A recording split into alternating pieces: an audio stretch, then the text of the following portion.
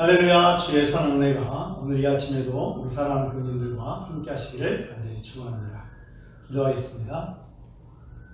사랑이 많으신 하나님 아버지, 지난 한 주간도 주의 은혜 가운데 우리를 거하게 하시고 또 주의 거룩한 날 이 아침에 우리를 주 앞에 불러 모아주신 것을 감사합니다.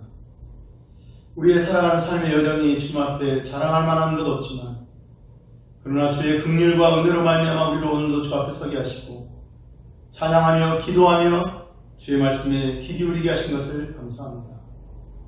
거룩하신 성령께서 이 시간 우리 가운데 임재하여 주셔서 주님의 말씀을 우리 가운데 깨달아 알게 하여 주시고 또 주의 진리를 깨달아 아는 만큼 주의 거룩한 백성의 삶을 새로운 한 주도 살아갈 수 있도록 은혜를 더하여 주시옵소서.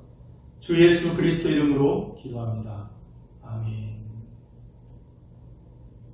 오늘 우리에게 주시는 하나님 말씀은 베드로전서 1장 3절부터 5절까지의 말씀입니다. 베드로전서 1장 3절로 5절의 말씀 제가 받들어서 읽겠습니다.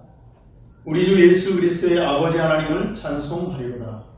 그의 많으신 긍휼대로 예수 그리스도를 죽은 자 가운데서 부활하게 하심으로 말미암아 우리를 거듭나게 하사 산 소망이 있게 하시며 썩지 않고 더럽지 않고 쇠하지 아니하는 유업을 입게 하시나니 곧 너희를 위하여 하늘에 간직하신 것이라.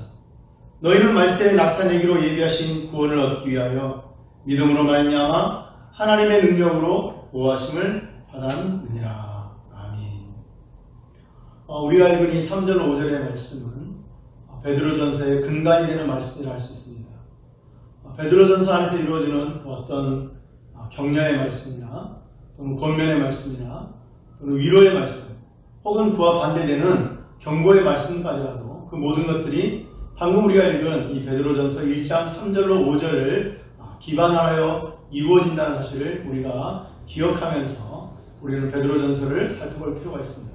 바로 그런 맥락에서 이제 베드로전서 1장 3절로 5절을 살펴보려고 하는데 내용이 상당히 많은 관계로 이번 주와 다음 주에 걸쳐서 이 3절로 5절의 말씀을 살펴보려 하고 오늘은 특별히 3절을 중심으로 이 하나님의 말씀의 뜻이 무엇인가를 헤아려보고자 합니다. 베드로 사도는 갈라디아와 갑바도기아, 또 아시아와 본도와 비두니아에 살고 있는 신자와 교회들에게 인사를 한 다음에 즉시 우리 주 예수 그리스도의 아버지 하나님을 찬송하리로다 라고 이렇게 하나님을 찬송하는 송영을 하고 있습니다.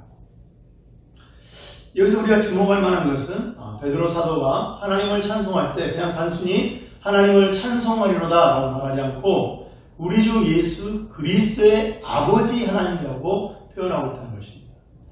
이것은 흥미롭게도 사도 바울 또한 그의 편지를 보낼 때 동일하게 그렇게 하고 있는데 에베소서 1장 3절을 보면 찬송하리로다 하나님 곧 우리 주 예수 그리스도의 아버지께서 이렇게 말씀하시므로 하나님을 단순히 하나님으로 부르지 않고 우리 주 예수 그리스도의 아버지 되시는 하나님이시다 이렇게 고백하고 있습니다. 왜 성령께서는 바울 사도를 통하여 또 베드로 사도를 통하여 우리 하나님은 우리 주 예수 그리스도의 아버지 되시는 하나님이시다 이렇게 고백하고 또 고백하도록 하고 있을까요? 이번에 도쿄에서 하계 올림픽이 있었습니다. 많은 선수들이 출전을 했는데 그 중에서도 여서정이라는 어린 선수가 출전해서 여자 체조 선수로서는 정말 놀라운 기록을 세워서 동메달을 땄습니다.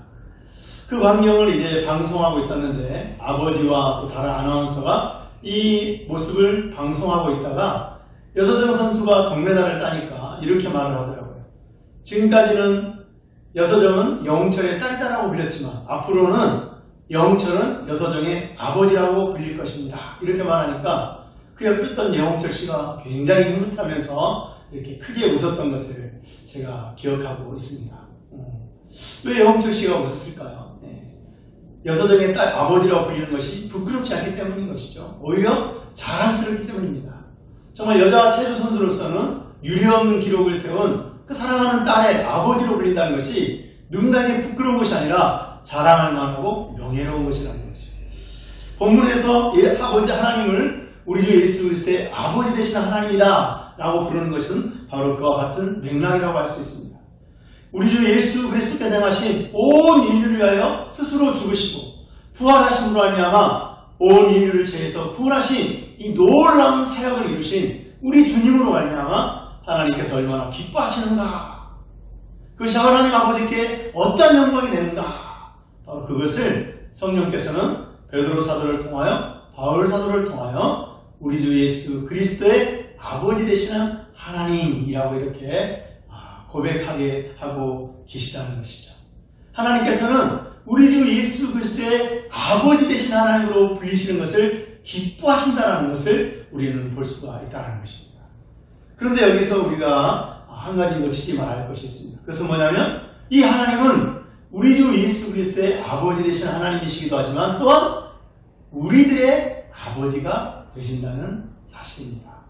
여러분, 베드로 사도는 17절에서 뭐라고 말하고 있습니까? 1장 17절 말씀 보게 되면 외모로 보시지 않고 각 사람의 행위대로 심판하신 이를 너희가 아버지라 부른즉, 이렇게 말하면서 신자들의 아버지 되시는 하나님을 말하고 있습니다. 하나님은 우리의 아버지가 되십니다. 우리 예수님께서 하신 말씀을 이때 우리가 한번 기억해 보는 게 필요한데, 우리 예수님께서는 마태복음 5장 16절에서 이처럼 말씀하셨습니다. 이같이 너희 빛이 사람 앞에 비치게 하여 그들로 너희 착한 행실을 보고 하늘에 계신 너희 아버지께 영광을 돌리게 하라. 우리 주님께서 당신의 사역으로 말미암아 하나님을 영화롭게 했던 것처럼 주님은 말씀하십니다. 너희 또한 너희 아버지로 하여금 너희로 말미암아 영광을 받으시게 하라. 이렇게 말씀하고 있다는 것이죠. 우리가 하나님께 영광을 돌릴 수 있는 일이 아마 많이 있을 수 있을 것입니다. 그런데 오늘 성경을 보게 되면 하나님께 영광을 돌릴 수 있는 가장 큰 우리의 모습이 있는데, 바로 그것이 무엇이냐? 베드로 사도를 통하여 보여주는 것처럼 하나님을 찬송하는 것입니다. 우리 주 예수 그리스도의 아버지 하나님을 찬송하리로다. 하나님께서는 이사야 선지자를 통하여 이사야서 43장 21절에서 이렇게 말씀하셨습니다. 이 백성은 내가 나를 위하여 지었나니 나를 찬송하게 하려 함이라. 하나님께서 당신의 자녀들에게 받기 원하시는 것이 무엇인가? 다른 무엇보다도 하나님 아버지는 찬송받기를 원하신다고 합니다. 감사를 받으시기를 원하신다는 것입니다. 찬양받기를 원하신다는 것입니다. 우리의 신앙생활이 지금 건강한가? 우리가 지금 바르게 신앙생활을 하고 있는가? 여러 가지 것들을 측정할 수 있는데 그 중에 하나가 바로 우리의 삶에, 우리의 입술에 감사가 있는가, 찬송이 있는가 하는 것입니다. 하루하루를 살아가면서 수많은 사람을 만나고 수많은 일을 겪으면서 우리의 입술 속에, 우리의 마음속에 찬송이 있는가? 우리의 입술과 마음속에 찬송이 날마다 풍성하게 있다면 그야말로 우리는 하나님의 은혜 가운데 가고 있는 것이고, 하나님이 우리에게 베풀어 주신 그 은혜가 얼마나 큰 것인가를 제대로 알고 살아가고 있는 것이지만, 우리가 어느 사이인가 우리의 마음속에, 우리의 입술에 찬송을 잃어버렸다면, 감사를 잃어버렸다면, 우리도 모르는 그 사이에 우리에게 베풀어 주신 은혜를 우리가 도무지 깨닫지 못하고 있는 그러한 위험한 상황에 놓였다는 것을 우리는 생각해야 된다는 것입니다. 제가 하나님을 만나고 하나님을 사랑하는 마음으로 참 충만했을 때 저에게서 나타났던 것 중에 하나가 바로 찬송이었습니다. 저희 학교로부터 저희 집이 굉장히 먼 거리에 있었고, 또 마침 저희 집이 들판에 있었는데 그 길을 걸어갈 때마다 늘 찬송했던 것을 기억합니다. 당시 저희 막내 누나가 예수님을 믿지 않고 있었는데 저희 막내 누님이 그렇게 말하더라고요. 나는 너희가 찬송하는 소리를 들으면서 미쳤구나라고 생각을 했다. 도대체 뭐가 좋아서 저렇게 찬송하는 걸까? 하나님을 알지 못하는 사람들은 알지 못하기 때문에 그 이유를 모르지만 우리에게는 찬양할 수밖에 없는, 찬양하지 않으면 참을 수 없는 감사가 있는 것이죠. 기쁨이 있는 것이죠. 소망이 있는 것이죠. 그래서 찬송이 나도 모르게 울려 나오는 것이죠. 나도 모르게 펼쳐나오는 것이죠. 어느 때는 버스를 타고 가다가도 찬송이 나올 때가 있는 것이죠. 사람들이 당황해서 이게 도대체 무슨 소리야 라고 이상한 사람으로 취급을 하더라도 내 안에 넘쳐흐르는 기쁨과 감사가 나로 하여금 찬송이 터져나오게 하는 것이죠. 물론 나중에 사람들의 눈치 때문에 찬송을 멈추게 한다 할지라도 찬송이 흘러나오는 법이라는 것입니다. 사랑하는 교회 여러분, 여러분의 삶에 찬송이 가득하기를 간절히 축원합니다.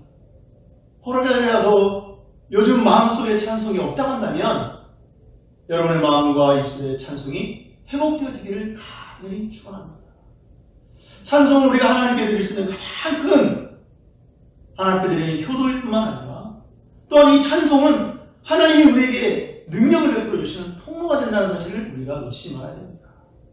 찬양에는 능력이 있습니다. 여러분, 우리가 찬송할 때, 찬양할 때 우리 안에는 어둠이 사라지게 됩니다. 슬픔이 사라지게 됩니다. 근심이 사라지게 됩니다. 소망이 넘쳐나게 됩니다. 평안이 넘쳐나게 됩니다. 이것이 찬양의 능력이라는 것을 우리 많은 믿음의 선진들이 보여주고 있다는 것을 기억하시길 바랍니다.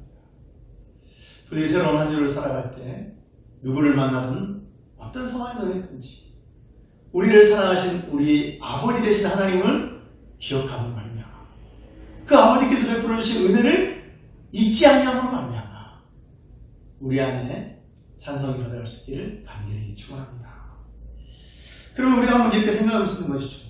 과연 우리가 하나님을 그렇게 찬송해야 될 이유가 어디에 있는가?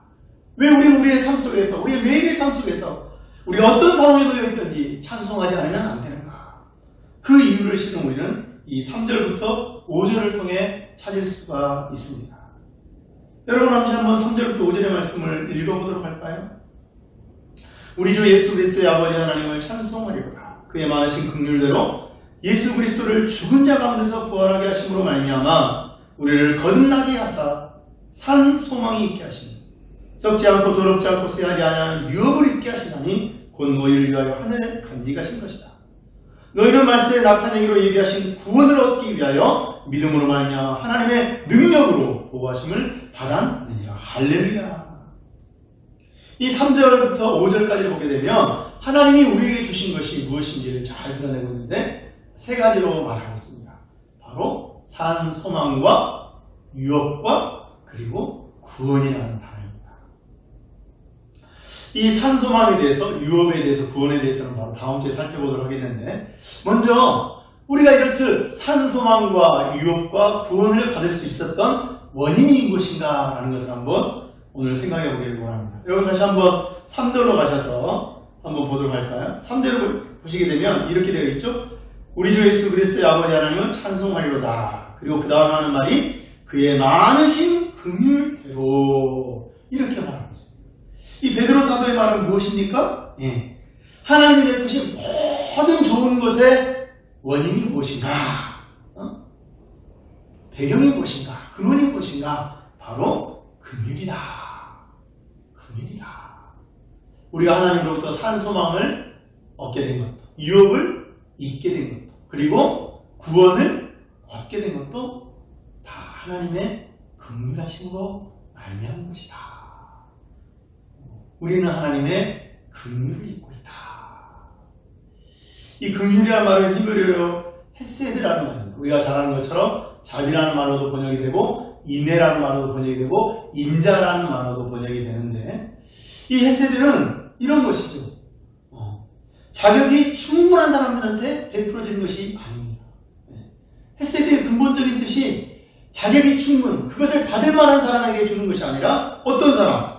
자격이 없는 사람, 부족한 사람, 도움이 필요한 사람, 연약한 사람, 하나님의 은혜가 아니고는 살 수 없는 사람, 바로 그러한 사람에게 부어지는 것이 바로 하나님의 긍휼이라는 것을 성경으로 말하고 있습니다.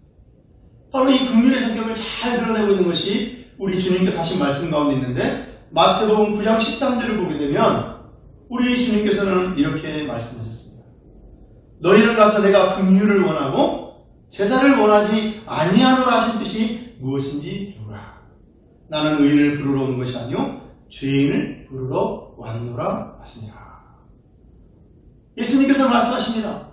하나님께서 원하시는 것이 무엇이냐? 긍휼이 아니었느냐? 그 긍휼의 의미가 무엇이냐?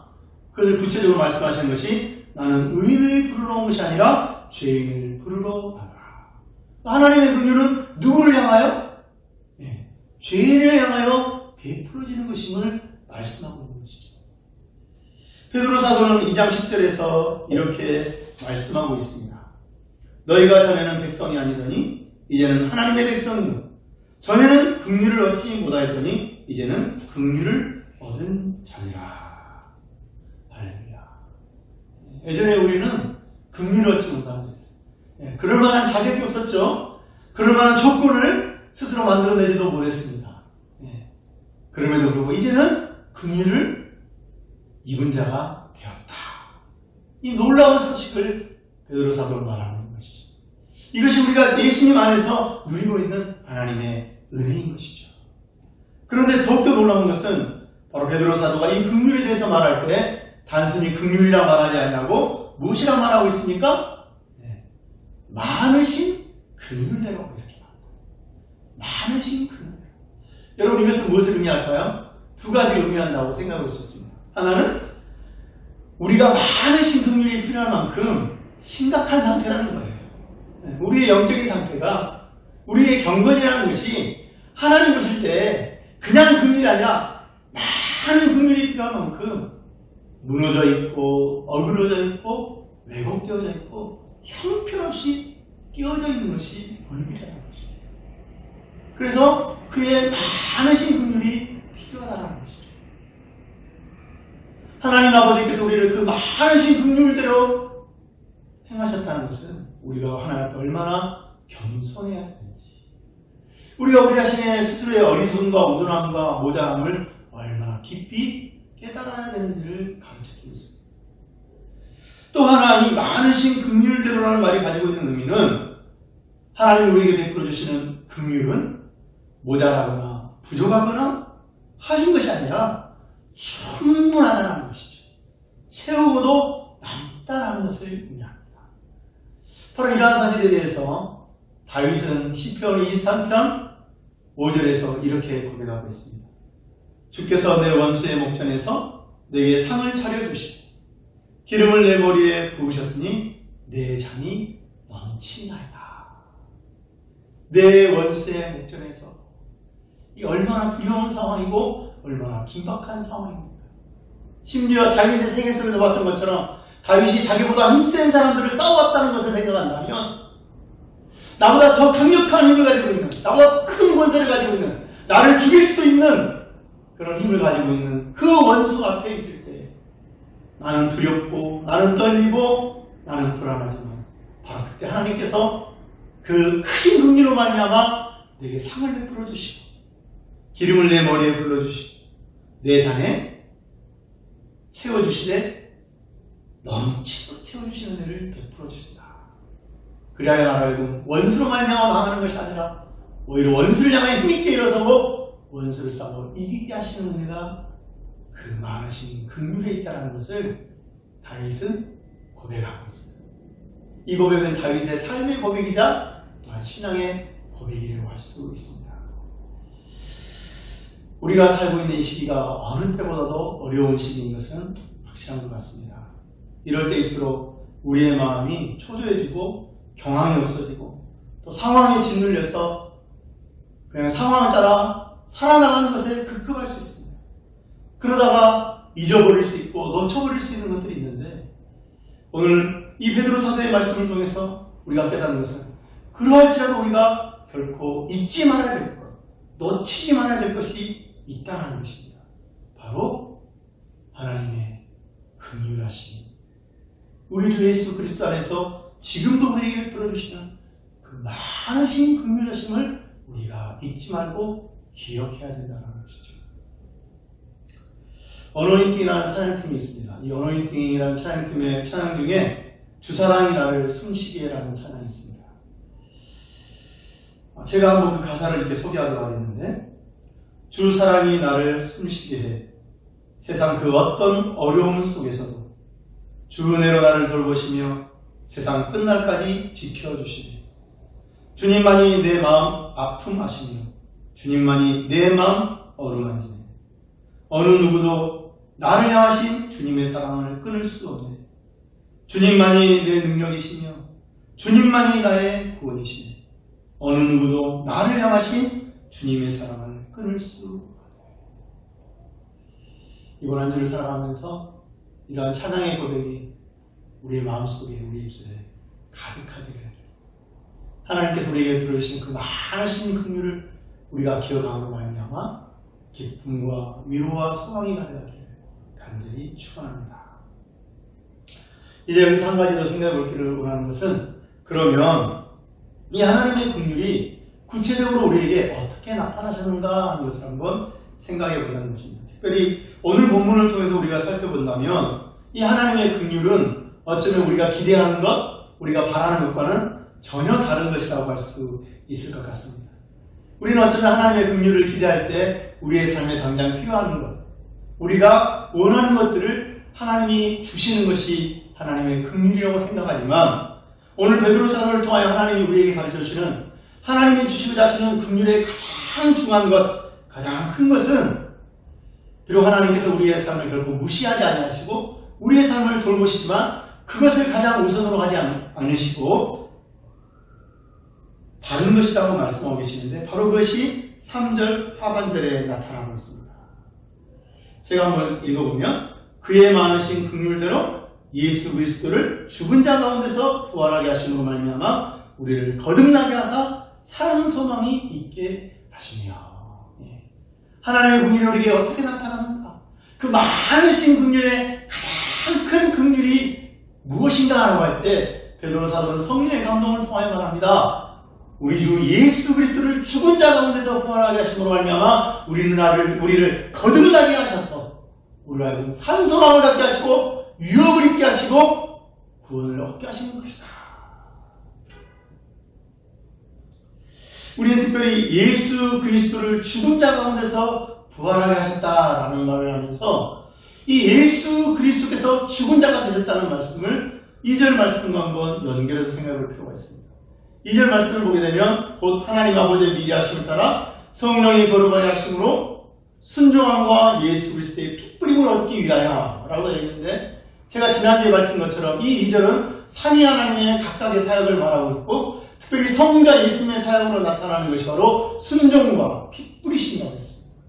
순종은 핏부림을 위한 순종이라는 것입니다. 다시 말하면 우리를 위하여서 기꺼이 하나님의 말씀에 순종하여서 당신의 생명을 내어주신 것을 말씀하고 있습니다. 바로 2절의 말씀은 그러한 순종에 대해서 하나님께서 기꺼이 받으시고 그리하여서 그 순종의 열매를 맺으시고 있다는 것을 우리에게 보여주고 있는 것이죠. 여러분, 우리가 주님께서 우리를 위하여 죽으셨다는 사실을 우리가 생각할 때 우리는 실은 충격을 받지 않을 수 없습니다. 왜냐하면 죽을 수 없는 분이, 그렇죠? 예수님은 하나님이시기 때문에 죽을 수가 없습니다. 그분에게는 죽음이 없습니다. 죽을 수 없는 그분이 스스로 죽으셨다라는 사실이에요. 요한복음 10장 17절로 18절을 보게 되면 예수님은 이렇게 말씀하십니다. 내가 목숨을 버리는 것은 그것을 다시 얻기 위함이니 이로 말미암아 아버지께서 나를 사랑하시느니라. 우리가 이 방금 들었던 이 베드로전서의 말씀을 생각하면서 이 말씀을 듣는다면 이 말씀에 어떤 의미가 있는지를 좀 더 이해할 수 있게 되죠. 자, 계속 읽습니다. 이를 내게서 빼앗는 자가 있는 것이 아니라 내가 스스로 버리노라. 무엇을 버리는 것입니까? 목숨을 버리시는 것이죠. 나는 버릴 권세도 있고 다시 얻을 권세도 있으니 이 계명은 내 아버지에게서 받았노라 하시니라. 성부 하나님께서 죄로 말미암아 죽을 수밖에 없는 우리를 구원하시기 위하여 계획을 세우시고 이 계획 가운데 성자 하나님이 우리를 위한 하나님의 얼량이 되어야 된다고 하셨을 때 성자 하나님께서는 이 아버지 하나님의 말씀을 기꺼이 받으셔서 스스로 죽을 수 없는 그분이 스스로 죽기로 결단하시고 죽으셨다는 것을 요한복음 10장 17절로 18절을 말씀해 주고 있어요.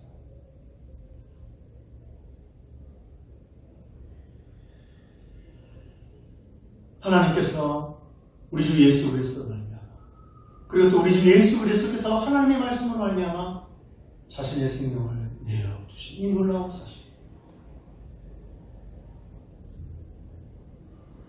이 하나님 아버지의 그 긍휼의 크신 것을 따라서 성부 하나님이, 성자 하나님이, 성령 하나님이 이루시는 이 모든 일들, 이것이 무엇을 위한 것일까? 3절 5절에서 말하는 산, 소망, 유업, 구원으로도 말할 수 있지만 보다 더 원론적으로 말한다면 바로 이것을 위한 것이죠. 베드로전서 3장 18절의 말씀이 바로 그것을 말합니다. 베드로전서 3장 18절의 말씀 제가 한번 읽어보겠습니다. 그리스도께서 단번에 죄를 위하여 죽으사 의인으로서 불의한 자를 대신하셨으니 이는 우리를 하나님 앞으로 인도하려 하십니다. 할렐루야. 여러분, 우리가 이미 생각했던 것처럼 우리는 하나님의 많은 긍휼이 필요하지 않아요.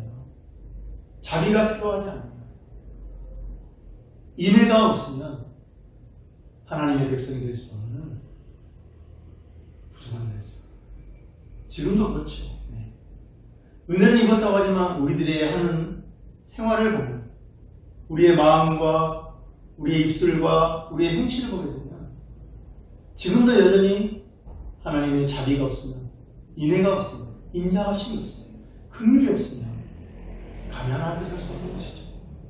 그런 우리를 하나님 앞으로 인도하시기 위하여 예수님께서 하나님 아버지의 뜻을 따라 자신의 목숨을 스스로 내어주셨고, 하나님 아버지께서 이를 기뻐하심으로 성령의 능력으로 다시 부활하게 하셔서 우리를 거듭나게 하심으로 하나님의 백성이 되게 하셨다는 것을 베드로사는 우리에게 말하고 있습니다.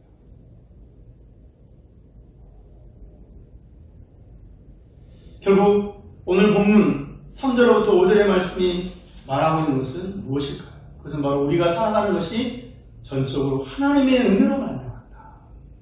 성부와 성자와 성령 삼위 하나님의 사역의 열매다라는 것을 말하고 있습니다.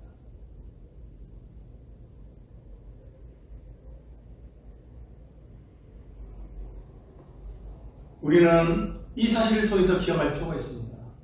우리의 삶이 바로 이와 같이 시작된 것처럼 우리의 삶의 여정도, 우리의 삶이 마치는 그 마지막 순간도 하나님의 크신 긍휼과 예수 그리스도의 자신의 생명을 내어주시는 사랑하심과 예수 그리스도를 다시 살리시고 또 그 은혜를 성도들의 삶 가운데 허락하셔서 우리를 거듭나게 하시는 성령의 역사심이 끝까지 함께 하실 것이라는 사실을 오늘 베드로 사도는 성령의 감동을 통하여 우리에게 말해주고 있는 것입니다. 바로 그런 맥락에서 우리가 이 세상에서 잠시 겪는 고난에 위축될 필요가 없다는 것이죠. 당황하지 말고 마음을 굳게 먹고 우리 앞에 펼쳐진 상황들을 마주 대하라고 하나님은 말씀하고 있는 것입니다. 여러분 한번 6절로 7절의 말씀을 다 같이 읽어보도록 할까요? 6절로 7절의 말씀 읽습니다. 그러므로 너희가 이제 여러 가지 시험으로 말미암아 잠깐 근심하게 되지 않을 수 없으나 오히려 크게 기뻐하는구나. 너희 믿음의 확실함은 불로 연단하여도 없어질 금보다 더 귀하여 예수 그리스도께서 나타나실 때에 칭찬과 영광과 존귀를 얻게 할 것이라. 할렐루야. 말씀을 맺도록 하겠습니다. 사랑하는 교회 여러분, 힘을 내시기를 바랍니다. 힘을 내시기를 바랍니다.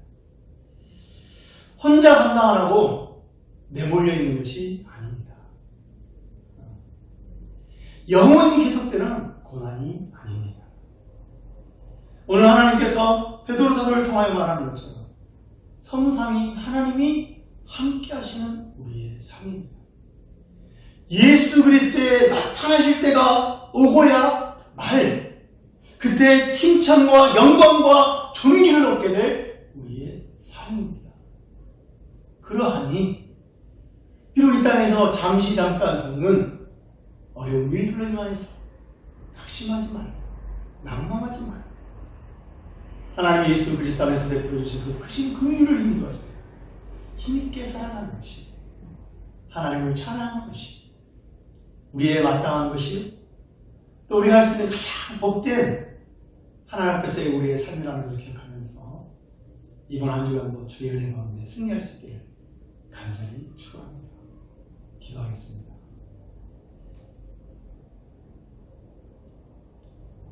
인자와 자비가 풍성하신 하나님 아버지, 지금 우리가 우리를 보아도 우리의 모습이라는 것이 하나님의 은혜를 받을 만한 어떠한 자격이나 조건을 갖추지 못한 것을 고백합니다. 그럼에도 불구하고 우리를 사랑하셔서 우리가 죄인 되었을 때에 우리를 위한 놀라운 구원의 계획을 베풀어 주시고 성자 예수 그리스도의 희생과 성령의 능력으로 말미암아 우리를 거듭나게 하셔서 우리가 이 세상 가운데 썩어 없어질 존재로 살아가게 하는 것이 아니라 산 소망을 갖게 하시며 새하지도 아니하고 더럽지도 아니할 유업을 입게 하시며 마지막 날에 마땅히 이루어지는 구원을 얻게 하신 것을 감사합니다. 우리가 이 사실을 늘 마음에 새기게 하여 주시고 또 이 사실 속에는 하나님의 은혜가 우리의 삶 속에서 매일매일 펼쳐지시는 것으로 말미암아 우리의 마음이 우리의 입술이 주님을 찬양하기를 소망하고 우리의 눈앞에 펼쳐진 현실이 어떠하든지 낙심하거나 좌절하거나 절망하지 아니하고 힘있게 서서 그것을 부딪혀 나가며 그 가운데 가신 하나님의 은혜로 말미암아 승리할 수 있는 우리 모두 될 수 있도록 은혜를 더하여 주시옵소서. 새로운 한 주가 주의 은혜 가운데 그러하기를 간절히 소망하며 예수 그리스도 이름으로 기도합니다. 아멘. 주님의 사랑하는 은혜가 이번 한 주간 함께 하시길 간절히 축복합니다. 사랑합니다. 감사합니다. 축복합니다.